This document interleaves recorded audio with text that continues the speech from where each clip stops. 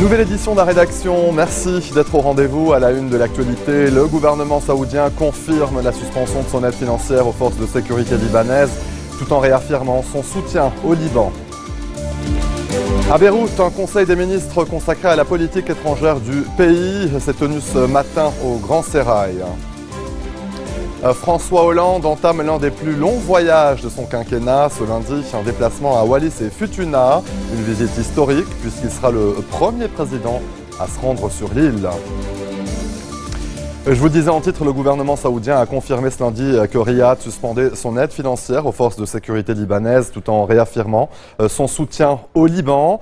À Beyrouth, un conseil des ministres exceptionnel consacré à la politique étrangère du pays s'est tenu ce matin au Grand Sérail. Nous ferons le point avec Philippine de Clermont-Tonnerre au cours de cette édition. En Syrie, l'État islamique a alors retour extraordinaire avec un seul et unique ordre du jour, la suspension des armes saoudiennes au Liban. Pour Tamam Salam, il s'agit désormais de rectifier le tir. Le Liban a une dette envers l'Arabie saoudite. C'est par ce propos que le chef du gouvernement a ouvert la session. Après cet ultimatum, Riyad attend du Liban qu'il revienne sur la déclaration du Caire, au risque d'annuler les 3 milliards de dollars destinés à équiper l'armée libanaise. À l'origine du litige, le saccage le mois dernier de l'ambassade d'Arabie Saoudite à Téhéran, un incident déclenché à la suite de l'exécution à Riyad du dignitaire religieux chiite Nemer el-Nemer. Réaction des pays de la Ligue arabe qui, à l'unanimité, expriment leur solidarité totale avec l'Arabie Saoudite. Beyrouth est le seul à s'abstenir.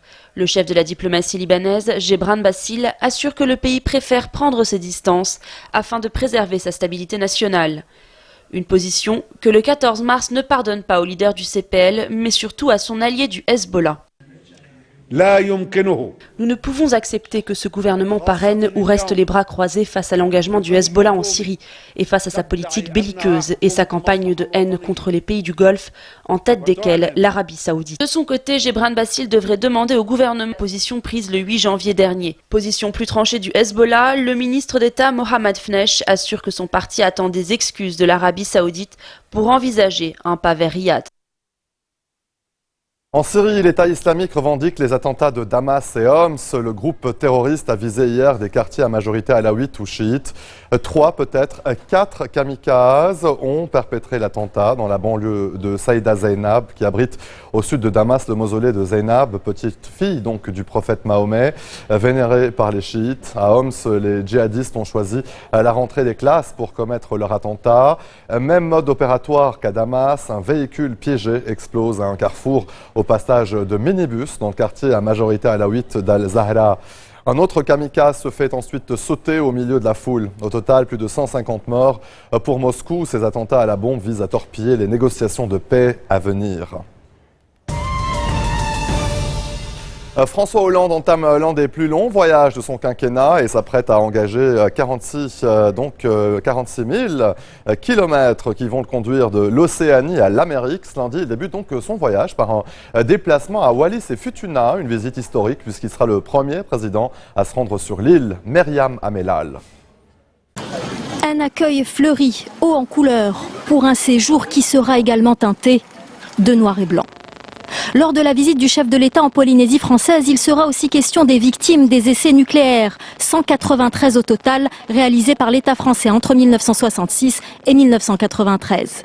La page n'est pas tournée, malgré l'adoption de la loi Morin en janvier 2010. Elle permet théoriquement une indemnisation des victimes de cancer liées aux essais. Le projet de loi présenté par le ministre de la Défense de l'époque devait mettre un terme à ce dossier. Ce projet de loi permettra l'indemnisation de l'ensemble des victimes des essais nucléaires français pour la totalité du préjudice subi et selon des règles identiques pour tous.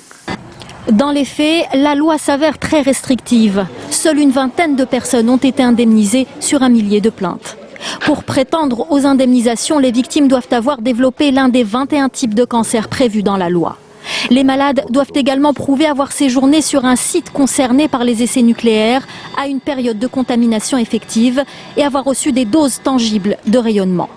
Aujourd'hui, les associations des victimes demandent une révision de la loi Morin. Elles réclament également une étude sur les maladies transgénérationnelles. Chaque année, on enregistre 540 cas de nouveaux cancers avec pathologie très atypique pour les 260 000 Polynésiens. Et en France, le compte à rebours pour les migrants de Calais a commencé. La préfecture leur a donné jusqu'à mardi soir pour évacuer volontairement les lieux. Des enfants isolés, il y en aurait environ 400 à Calais. Les autorités proposent aux migrants de rejoindre l'un des 102 centres d'accueil et d'orientation répartis sur le sol français.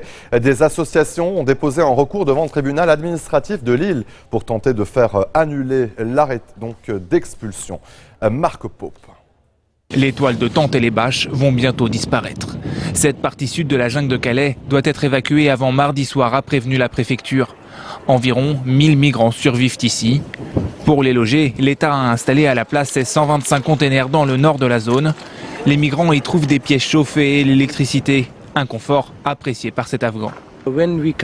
Quand nous venons ici une semaine, nous sommes bien, nous dormons vraiment très bien. Mais les associations critiquent l'absence de cuisine ou de lieu de vie. Pour les migrants, ces containers les éloignent aussi des endroits de passage vers l'Angleterre. C'est comme une prison pour nous. Qu'allons-nous faire dans ces containers? Nous ne sommes pas ici pour rester. L'État espère accueillir certains d'entre eux dans des centres d'hébergement à travers la France. Plus de 2500 auraient déjà quitté la jungle en 4 mois. Restez des nôtres, on se retrouve après cette très courte pause. A tout de suite.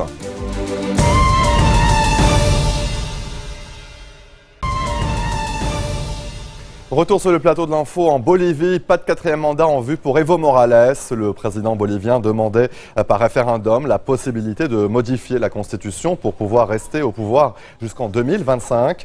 Mais le non l'emporte selon les résultats partiels avec plus de 52% des suffrages. Florent Rodeau. Evo Morales, candidat à sa propre succession en 2019, l'hypothèse est de moins en moins réaliste. Selon plusieurs sondages sortis des urnes, les Boliviens ne semblent pas avoir envie de voir leur président briguer un 4e mandat.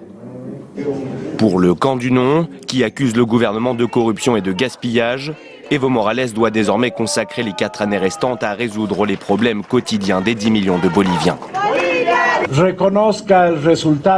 Reconnaissez les résultats.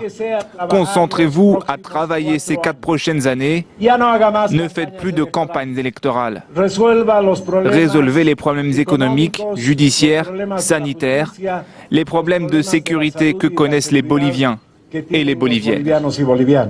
Une annonce prématurée pour le vice-président qui refuse la défaite et appelle à la prudence avant la publication des résultats officiels. Dans les urnes, c'est une égalité technique claire. Malgré la sale guerre, la diffamation, les mensonges et l'énergie déployée par les forces conservatrices, la moitié de la population bolivienne a opté pour un changement de la Constitution. Si la victoire du non se confirme, ce serait le premier grand revers pour Evo Morales depuis sa prise de fonction en 2006. Le président bolivien, qui avait pourtant prédit que le oui l'emporterait avec 70% des votes, serait alors contraint de laisser le pouvoir en 2020, à la fin de son 3e mandat. Le dépouillement a commencé au Niger après la présidentielle et les législatives de ce dimanche 21 février. Pour autant, le scrutin se poursuit ce lundi dans certains bureaux où il y a eu des retards. Il a même été reporté dans certaines localités où les bureaux n'ont pas pu ouvrir dimanche à cause de problèmes logistiques. Noémie Roche nous en dit plus. Opération dépouillement dans le quartier de Dar es Salaam à Niamey.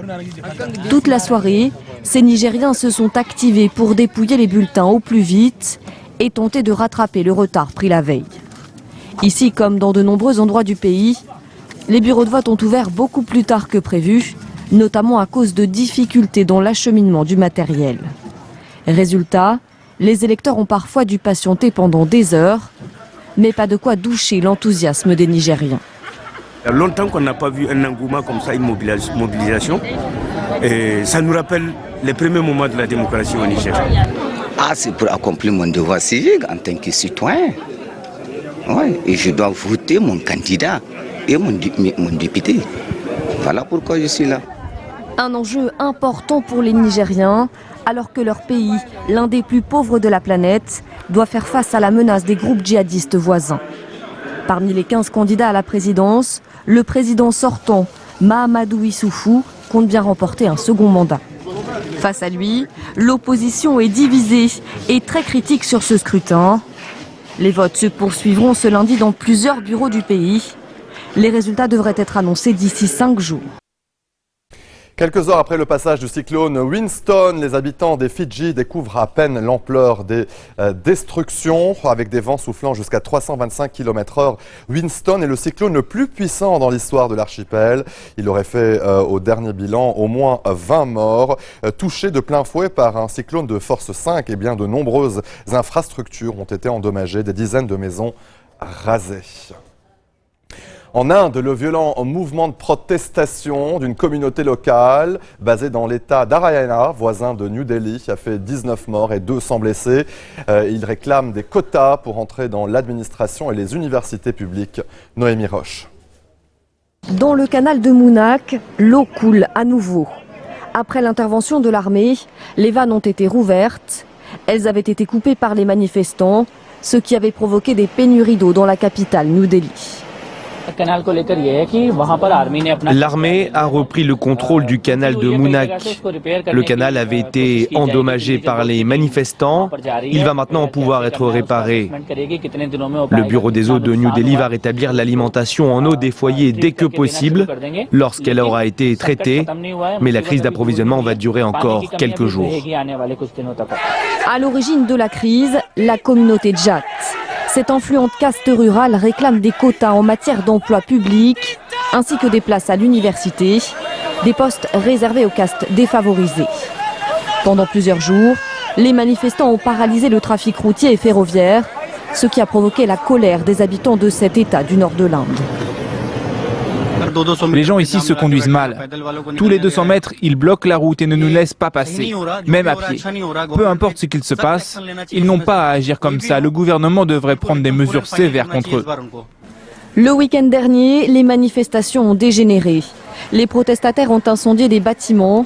De violents affrontements ont eu lieu avec les forces de l'ordre. L'armée a même été envoyée en renfort. Le gouvernement de l'État de l'Haryana a finalement cédé à plusieurs des revendications des Jats, insuffisant pour certains, qui ont décidé de poursuivre le mouvement.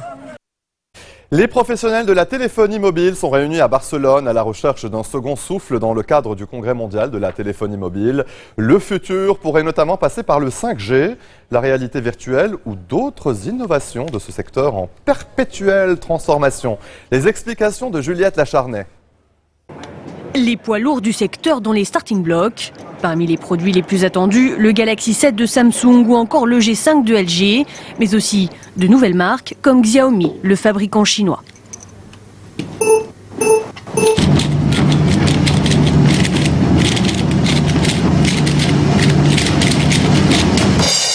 C'est la première fois que la marque présente l'un de ses produits phares au salon, le Mi 5. Ces dernières années, le fabricant a vu ses ventes décoller, passant de 1 à 5,6% de part de marché à l'échelle mondiale. Une croissance due en partie à un ralentissement des ventes de la part de ses concurrents. Le principal problème pour tous les acteurs du marché, dont Samsung, c'est le marché chinois qui est de plus en plus fort. Samsung a été très présent en Chine, mais ce n'est plus vraiment le cas. Car maintenant, ce sont des téléphones chinois qui sont vendus sur le marché. Parmi les autres fabricants chinois à monter en grade, la marque Huawei, désormais 3e exportateur mondial de smartphones derrière Samsung et Apple. Moins connue des marchés européens et nord-américains, ces marques ont pour elles un argument imbattable. Les fabricants chinois de smartphones ont quelque chose d'unique. Le prix des produits. Vous avez les mêmes fonctionnalités que sur un LG ou un Samsung, mais pour un prix plus compétitif. Reste à savoir quels modèles seront finalement sélectionnés parmi les favoris à l'issue du salon. L'événement devrait rassembler près de 95 000 visiteurs.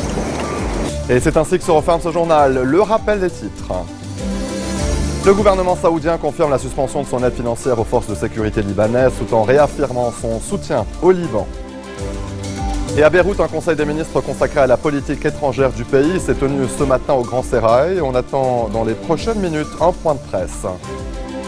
François Hollande entame l'un des plus longs voyages de son quinquennat. Ce lundi, un déplacement à Wallis et Futuna, une visite historique puisqu'il sera le premier président à se rendre sur l'île. Merci de votre attention. L'info continue sur Futur TV et futurtvnetwork.com en français, en anglais, en arabe et en arménien. Très bonne soirée.